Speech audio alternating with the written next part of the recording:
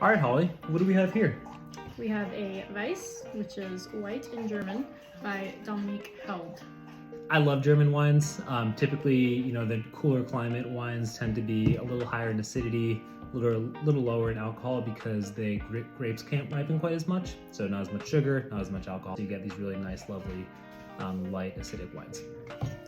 And this one is no exception. It's 10% ABV. It technically has a little bit of skin contact as well. I don't know exactly how much. I would say probably not too much, just looking at the color and also having tried it. But there is just a touch here. So what's the deal with the Rheinhessen?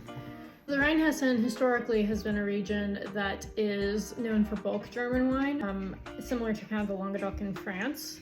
This is why natural wine producers love to go there, because it's a place where you can actually afford to buy some land and grow some grapes.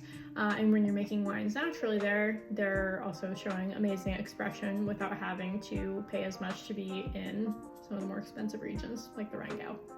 For me, on the nose, like a pale straw thing going on. It's a little piney, interestingly enough, almost one of those like West Coast style IPAs. I think it's also got some of that stone fruit there, but more like on the apricot side than like definitely. A peachy side, maybe a teeny bit underripe.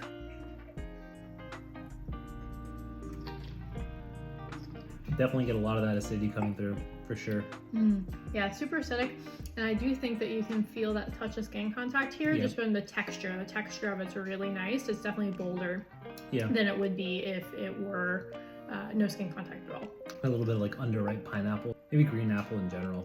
Pairing wise, for me, I typically would think of fish, maybe like a lighter fish kind of thing, like a white fish, something flaky and nice. I would go in the direction of things with mushrooms. I think could be interesting here. I like the idea of lighter. Mushrooms are always something that's typically difficult to pair, so it's nice when you find something that can compete with kind of like the umami-ness of it without being too overpowering. This would be really good with tempura because it's light enough to still be yummy with a shrimp or a vegetable, but then the grease and the fat from the tempura would be really good. Well, enjoy. Cheers.